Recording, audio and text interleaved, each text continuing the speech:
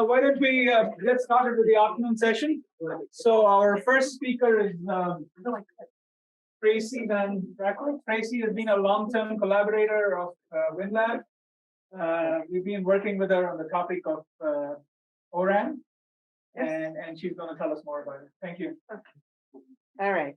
WinLab and AT&T. I need somebody to keep time for me, so if sorry. Okay. I don't have a watch. WinLab and AT&T have been friends for a very long time, going way back when we needed a place to have a proof of concept. It had to do with wireless transport, microwave from everywhere, including ZTE and Huawei. And of course, at AT&T, we were not permitted to have ZTE and Huawei equipment in our lab. Meanwhile, this was an Open Networking Foundation, or maybe it was Linux Foundation. No, it was Open Networking Foundation. And the rules are that, if any member of the open source community is invited to come, is welcome. So we were accommodated by WinLab. It was a great event. It's actually, you can still see it on YouTube. Anyway, so I'm going to talk a little bit about accelerating Open RAN technologies in support of 5G and what the federal government is now saying, FutureG use cases. And I worded it this way because some people think that ORAN and Open RAN, that's the end goal. That's not the end goal. That's the means to the end. And the end, of course, is accelerating and supporting some of the 5G FutureG use cases that really depend upon end-to-end programmability, for one thing. So I hope, I clicked. All right, I have a million slides. I'm sure we won't be able to cover them all. So what I've done is in yellow highlight the ones I'm going to focus on. I'll probably forget as we go through, but there's additional material. I believe the slides will be made available. And whatever interests you, if you have questions, just send me an email. So we're going to start talking about ORAN architecture, specifications, minimum viable packages. One thing that is embedded there are deployment scenarios, which is very important. I'm with AT&T. We're a tier 1 global operator with a huge embedded base of Ericsson and Nokia, which of course is monolithic, non-disaggregated. It works. It has a long, useful life. So, we're not going to be too strict about everything has to be Open RAN. We're going to take a nice incremental approach to expand vendor diversity, supplier diversity in next G, FutureG RAN. North America and OTIC and New York City metro area east. Well, where's Ivan? Where's Ray? There you are. Cosmos, WinLab in particular, was recently approved as an ORAN testing and integration center in North America, and also a next generation research platform. We'll talk about that a little bit. I'm going to talk a little bit about the Linux Foundation 5G FutureG Super Blueprint. AT&T, as you may know, is one of the founders of ONAP, Open Network Automation Platform, a big contributor in Open Daylight and AnuCat. The reason I'm highlighting LFN 5G Super Blueprint is now we need to get even, and I was at the OAI workshop and Arpit Joshipura actually agreed, it's time to expand the menu and bring in some additional elements from other open source communities to realize the potential of an open reference architecture for FutureG. I got a bunch of use cases and how they might be accelerated or implemented, whether it's with hybrid, meaning like what AT&T will have forever, a mix of current generation and legacy equipment, as well as new innovations. Always sound so redundant, but you know what I mean. And then last but not least, AT&T and Cosmos have been particularly successful recently getting grants and contracts.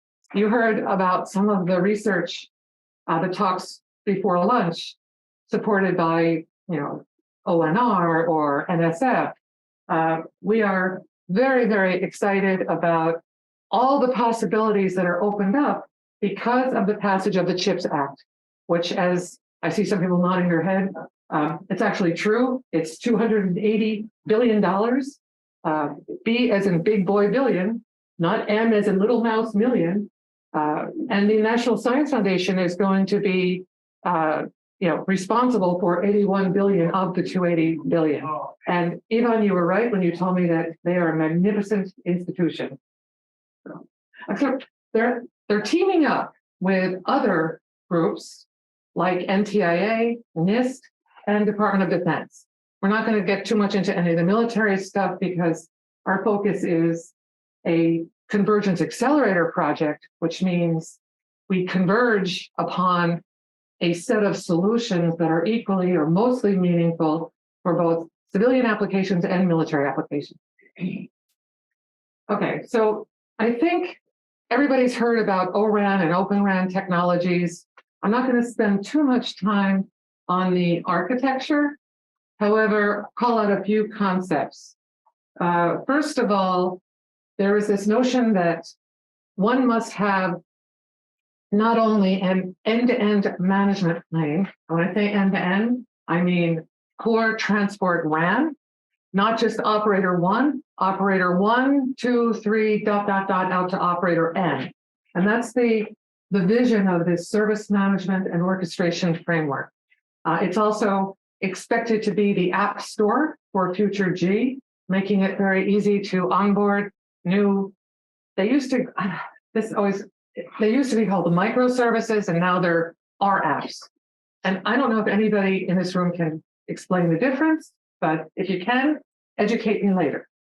The non-real-time RIC is a fancy name, non-real-time RAN intelligent controller. That's a fancy name for, we used to call it an SMP polar. Now it's an O1 controller, the ability to configure and control, again, not just RAN.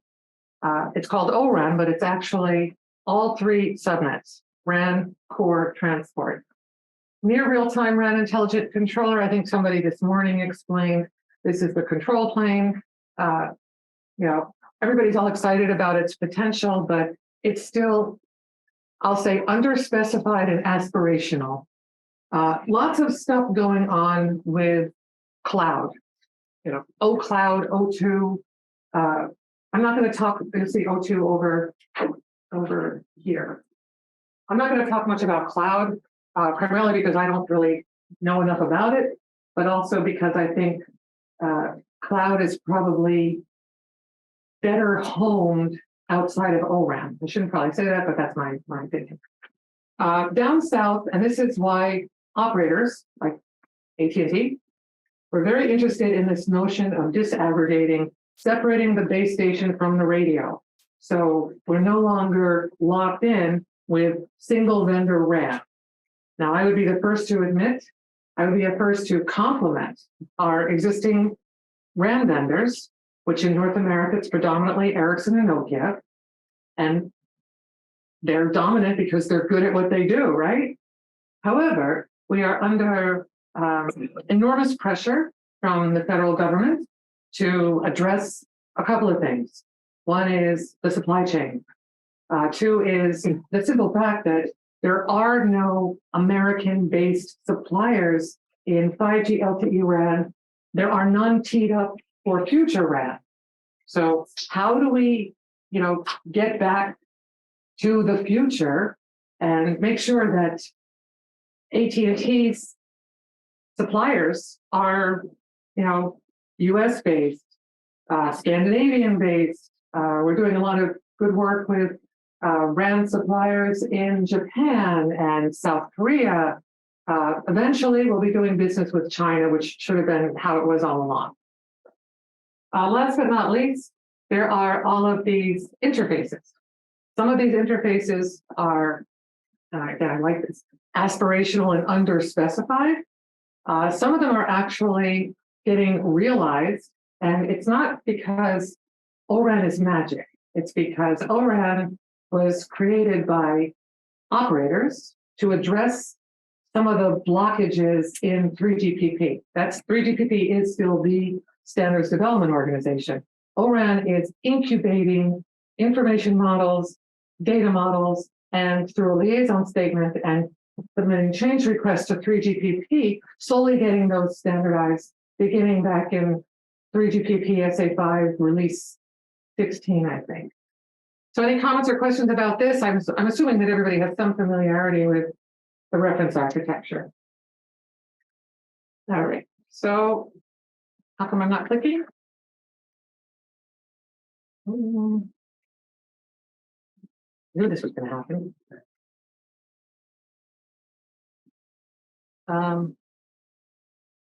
Okay, if you can't click, Just click on the slide. click on the slide. No. Yeah, okay. All right, so let's go.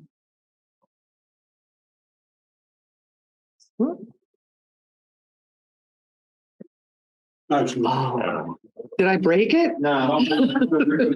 Okay. So this is an interesting slide. We'll spend a few minutes on this one. Of course, ORAN has we have minimum viable packages. Our first minimum viable package was the open package. And that was being able to mix and match, do plug fests with vendor A's RU, radio unit, and vendor B's DU, distributed unit, and vice versa. And we did that for a couple of years and patted ourselves on the back. Now we're trying to do intelligent packages, AI machine learning enabled FutureG use cases. And the reality of the situation is we have to figure out how to realize these use cases across all these different deployment scenarios. For example, let's say we have a network like AT&T's network. We've got Ericsson and Nokia macro. It works. We've invested gazillions of dollars. It has a long, useful life. But let's start overlaying, some ORAN early adopter indoor and small cell systems, just to, slowly but surely, increase vendor diversity in the RAN. And we need to be able to realize these use cases or a subset of them in that kind of a deployment scenario. Likewise, this notion of let's take a few, Samsung, NEC, or Fujitsu radios. Those three vendors are among the most well-known ORAN early adopters. Let's get them working with Ericsson and Nokia base stations, and vice versa, but slowly. Dominant vendor macro radios integrated with ORAN adopter vRAN. We've got, I'm sure very quickly we will have vRAN from Nokia or the other vendor. But in the meantime, let's work with some newcomers. Performance parity testing in a mixed RAN environment is a big deal. All of our efforts to date, it's always cost more and underperforms single vendor RAN. So we've got a lot of work to do. And quite honestly, I think that's one reason why the federal government is being so generous with the CHIPS Act. ORAN adopter baseband hardware in dominant render RAN. This is going to take a while. We don't even talk about that. The whole point of the SMO, the Service Management Orchestration Framework, and this is the last deployment scenarios, is to be able to easily onboard vendor A, R app or X app, and eventually get it to work with vendor B, C, and D equipment, or X and X. X is the variable, virtual, physical, containerized network functions. So we'll talk a little bit about some of these use cases, but again, the point is it can't work in just one deployment scenario. It has to work incrementally across all of these, and that's just a subset. All right, lab as a service, real quick. Everybody's familiar with lab as a service?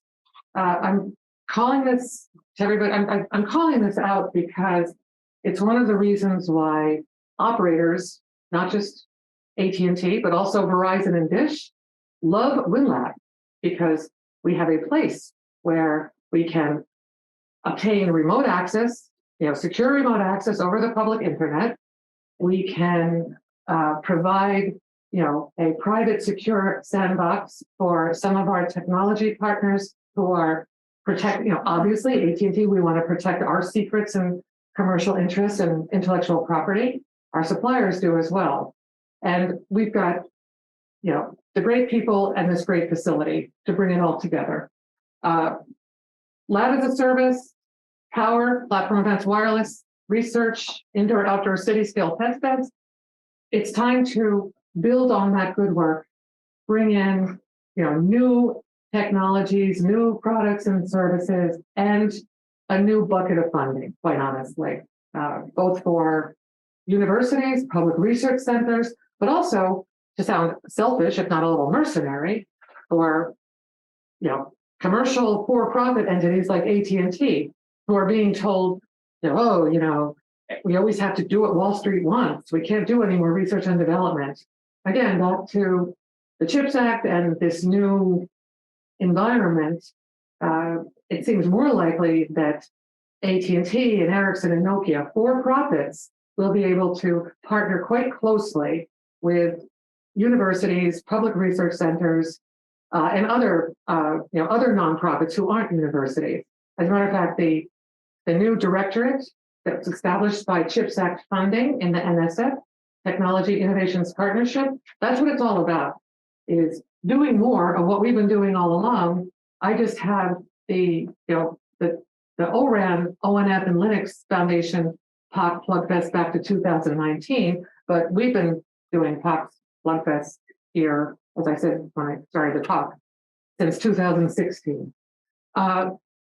If you notice the NSF Platform Advanced Wireless Research map, you will notice that AT&T recently established a Washington, D.C. based, it's part testbed and it's part reception area for U.S. federal government clients. So it's easy for them to come see and in some cases touch.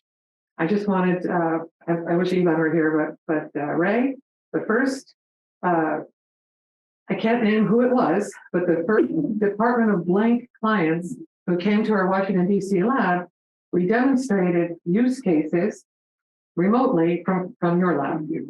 It was great. They were thrilled. So there are links here that will show you the results for some of the proofs of concept and plugfests that we've done over the years. But the point is that this is where we are. This is where we are. I don't think this is geographically correct. As of,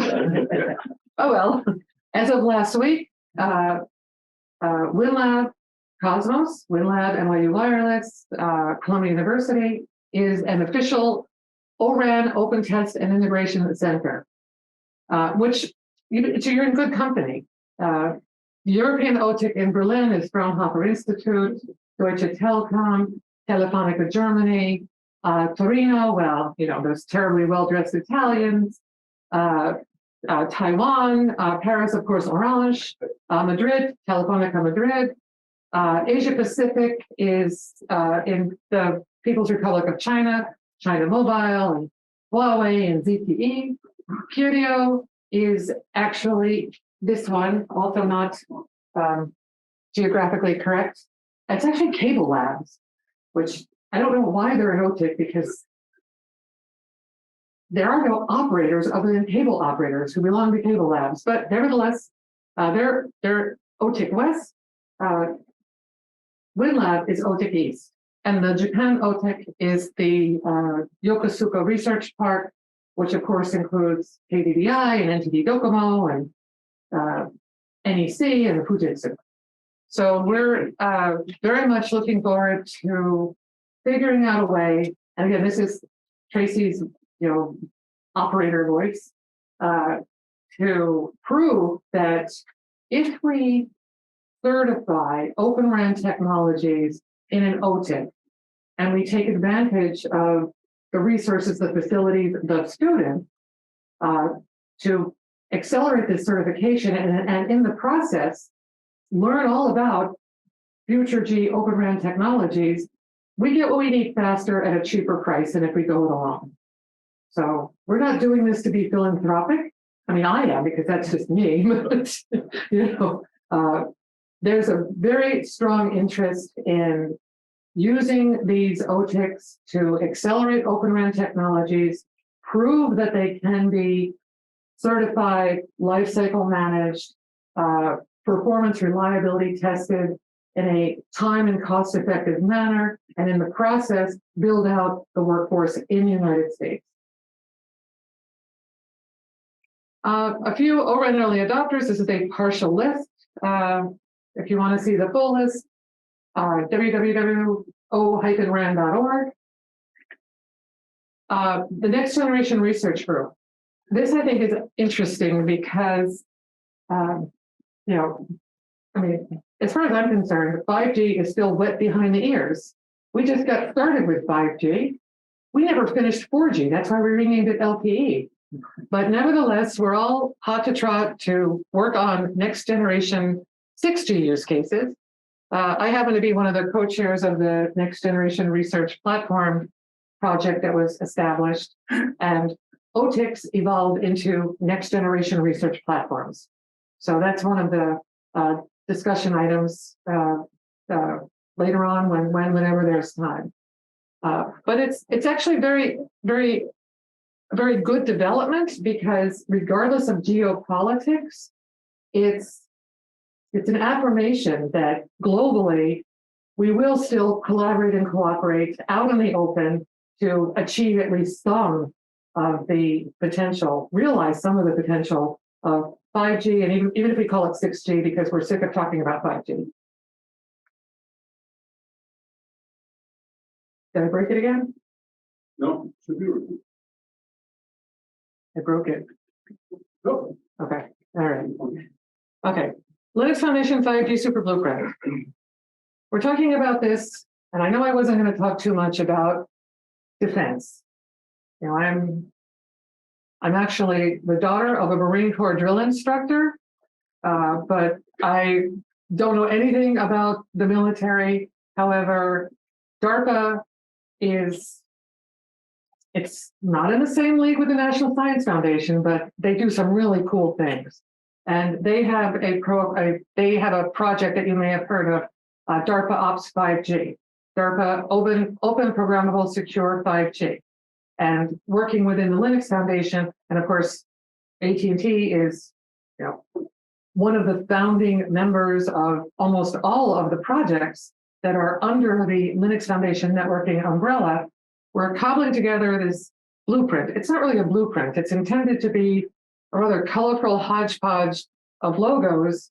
And the point is getting closer to an open reference architecture for 5G, FutureG, NextG. Now, there's lots of work to be done, lots of work that has been done. But the reality is, you know, we're going to keep up the momentum with Linux Foundation 5G and FutureG SBP Super Blueprint, but we're also going to start harmonizing and importing elements from other open source communities. OAI, for example, and I learned this from you, Ivan, that they're a great place to realize the vision of a management plane, an information model and a data model for, you know, CUDU.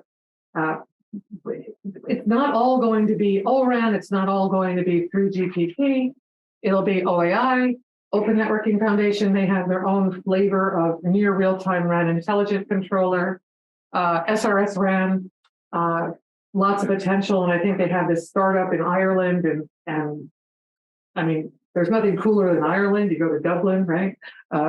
So in order to, we're way behind. If you look at the second quarter 2022, you know, 5G end-to-end splicing MEC, no. 5G core demo with Magma, not yet. I was at the OAI workshop, when was that, like last week or something? Probably, I don't know, and OAI is doing some very, very interesting work that should address some of the problems that are unaddressed at present within Linux Foundation. I don't think it's either or, I think it's both. Which means more proofs of concept and plugfest. And of course, the National Science Foundation has a new initiative. It happens to be within the directorate that's established by the CHIPS Act, pathways to enable open source ecosystems. And then of course, it's all coming together so nicely Tom Rondeau, some of you probably know who he is, I'm sure you do, is now I don't know exactly what his title is, but he's like the program director for FutureG with the office of the Undersecretary of Defense. So very, Mr. GNU Radio. Is the G silent? No, right? GNU. Okay. Okay, so simulators. We've got lots of excellent commercial simulators, emulators. Meanwhile, we have several open source simulators and emulators. Now, I wish Alex in my group, who's actually in Bucharest, were here to explain his work, but just as we meaning operators, I think we meaning the ecosystem, we need an open source reference architecture. We also need the ability to work with open source simulators, emulators, and of course there will always be, conditional packages, commercial extensions. Nobody's going to do a better job than Keysight, Viavi, Spirent. We work with all three of them, but we are trying to, just as have a foundation that's evolved and maintained, open source, FutureG reference architecture. Same thing with all of these different simulators and emulators. These are just simulators. But the point is that we don't want, and I had this conversation with our friends at Keysight and Viavi. We don't want to have to test and retest and retest with each commercial simulator emulator to make sure the results are reasonably consistent. We want to be able to, test, retest with one of the commercial, simulator in commercial products, and then make sure that the results are consistent with the plain vanilla open source simulator or emulator. We're going to skip this one. ORAN intelligent packages. So as the name implies, the whole point of an ORAN intelligent package is you're able to use intelligence, typically means data, from any of the 3 5G subnets, transport, core, access, could be RAN, wireless access primarily, collects some information, and based on that information and the service level specification in near real time, whatever that means, apply a change to optimize. And therefore, slowly but surely, and again, end to end, and end to end is no longer, from term A to term Z, and it's no longer within AT&T and only AT&T's network. It's within all of the 5G, FutureG infrastructures through which could be FirstNet, could be first responders, it could be the warfighter operate. So in order to do that, here's why people say, well, why do we have to, what's such a big deal about open standards and open, this is the whole point of achieving end-to-end programmability. So that if we're looking to optimize QoE, QoS, we collect all this data, the data are reasonably normalized. It doesn't matter if we're, in Europe and, we've got a NATO force operating through 4 or 5 NATO countries, the data collected end to end, and maybe all of those 4 or 5 operators in those 4 or 5 NATO countries are pooling their resources and making them available for near real-time slicing. None of that works unless you have, end-to-end programmability and a common, consistent core information model, data model. So that's why this matters. I think those of us who got excited about this, we kind of shot ourselves in the feet a little bit, because we're like, oh, open this, open that. And it's not open for the sake of open. It's open is a means to an end. And same thing with disaggregation and virtualization. Whatever it takes so that you can continuously optimize quality of experience for first responders for the sake of argument, or God forbid,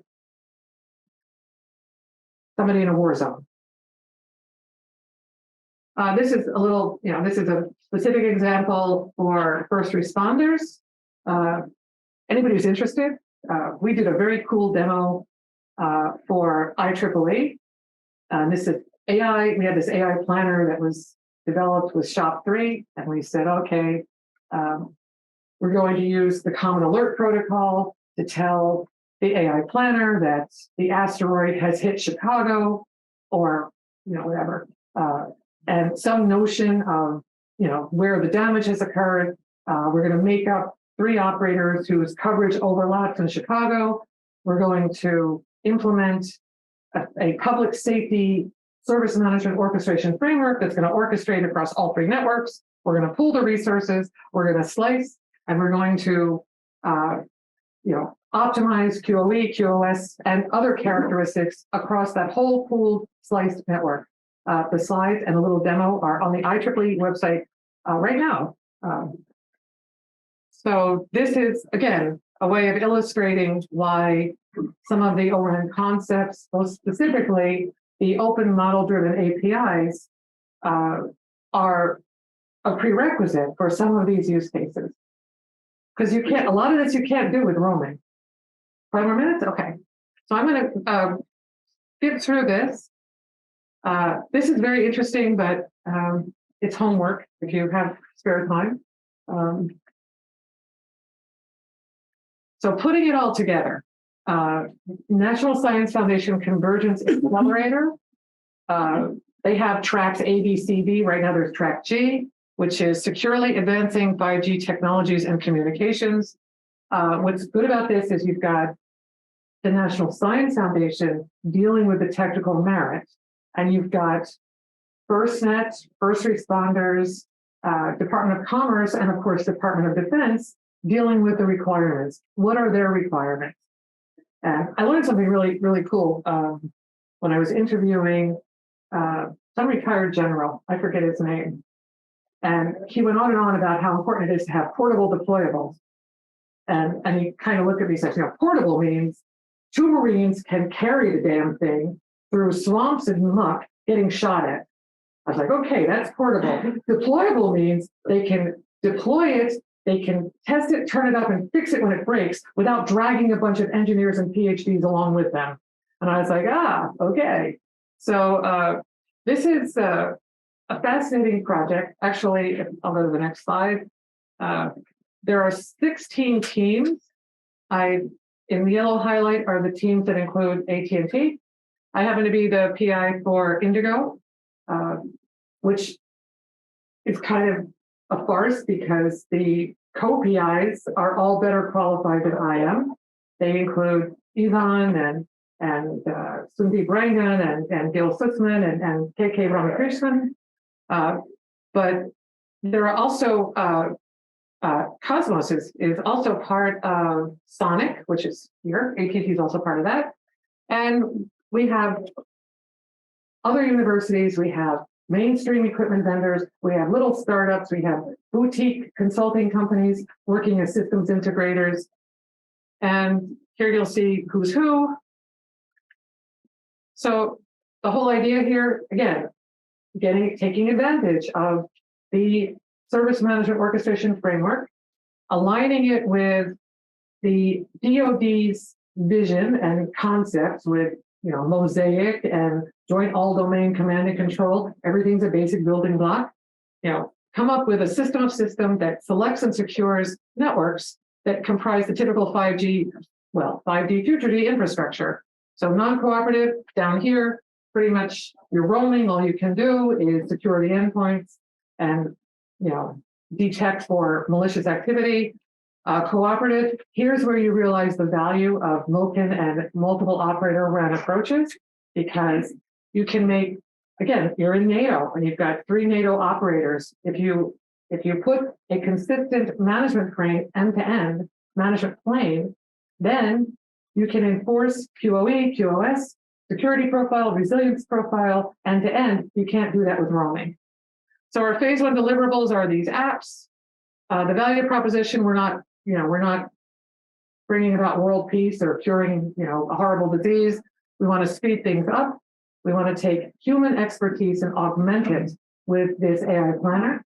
It's based on SHOP, but we're also getting, some help from smart people at IBM, We also want to facilitate secure multi-operator responses, and that's both in the United States and globally.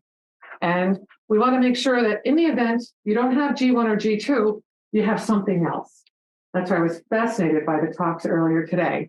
I want to be able to throw something out there, tailored ad hoc, so that you have communications secure, reasonably reliable when there is nothing.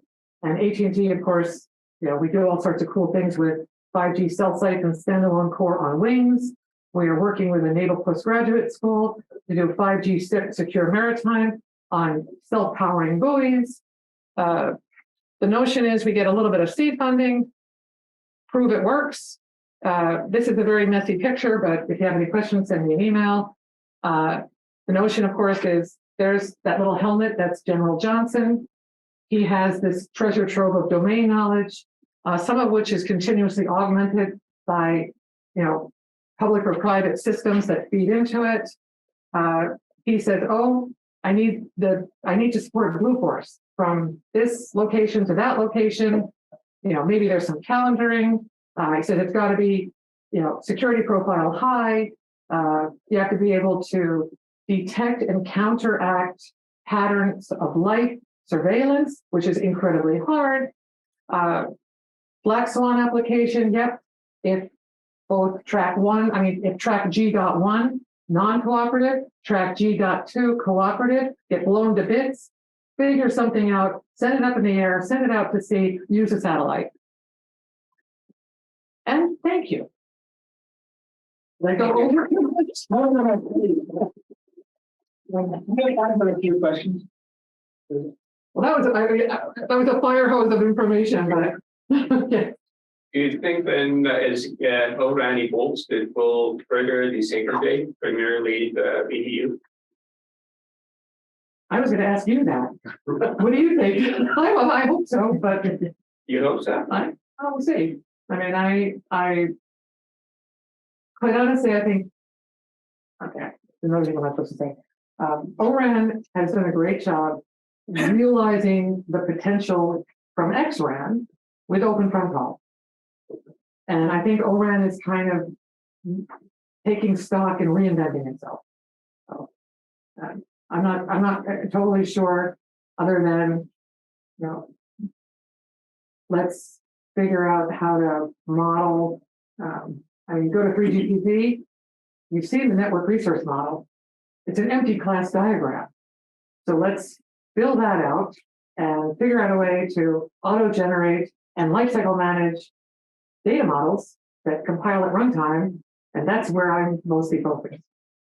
So, yes. So going back to value generation, given strategic national interests, vendors, the value is in the base stations. The value in the base stations is the physical layer. Yes. Virtual physical layer makes no sense. 10 times more expensive, 10 times worse performance. You need custom ASIC done by the people who know how to build them, the two companies you mentioned.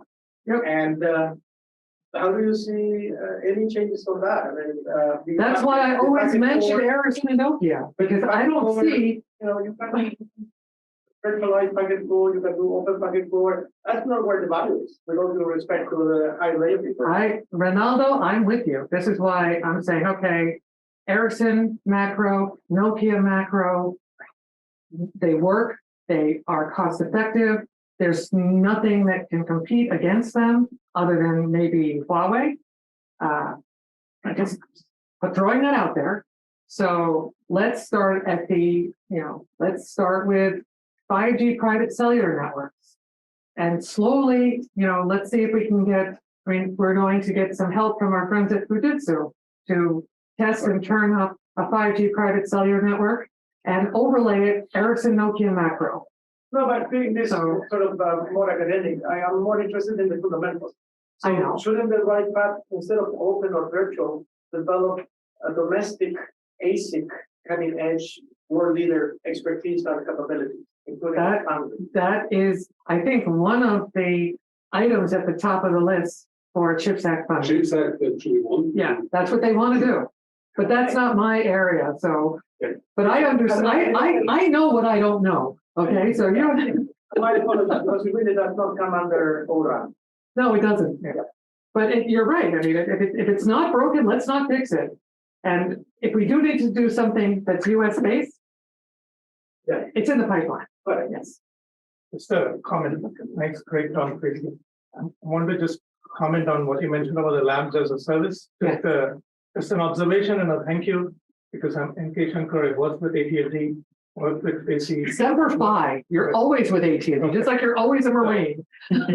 But I saw one of these things happening where we took WinLab, first testing lab, and made it an ONAP test lab before ORAN came along. Yeah. And it worked. I led Still does. two use cases in ONAP, and they use the WinLab facility. And we keep positioning that you can use this test facility both for simulated RAN and real RAN. And people have been logging in from India, from Europe, and it works. Thanks everyone, and very And it's a good model. And I must say, Shankar, a lot of us are still riding on your coattails because of the work that you pioneered in ONAP with closed loop automation and slicing. So, Thank you. Well, that's good. Is it possible to get a copy of this slide? Yeah, sure. You're The gonna, whole, they're all everything is yeah. recorded and the slide will be. Yeah. I mean, as long as people. And are reading your I think I slides, have my- I'll ask everybody individually. Like, I think I have my email address, so send me a question if you. Okay, we'll take one last question. Yeah, question about the interoperability complexity with ORAN, so many more interfaces being opened up. As you know, we can challenges between good interoperability, core network and RAN alone. Now we're going to open up so many more interfaces, compatibility and coordination. I know. It's like I need my pills, I know. It's always softer. That's why we need an OTIC. But hey, WinLab will be in business for a long time. So you need No security. to fix the problem of the need for a new role, the integrator.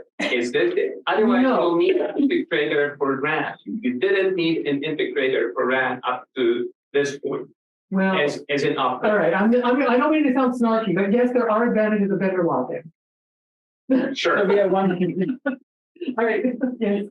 I have a related question about the hardware of the different layers.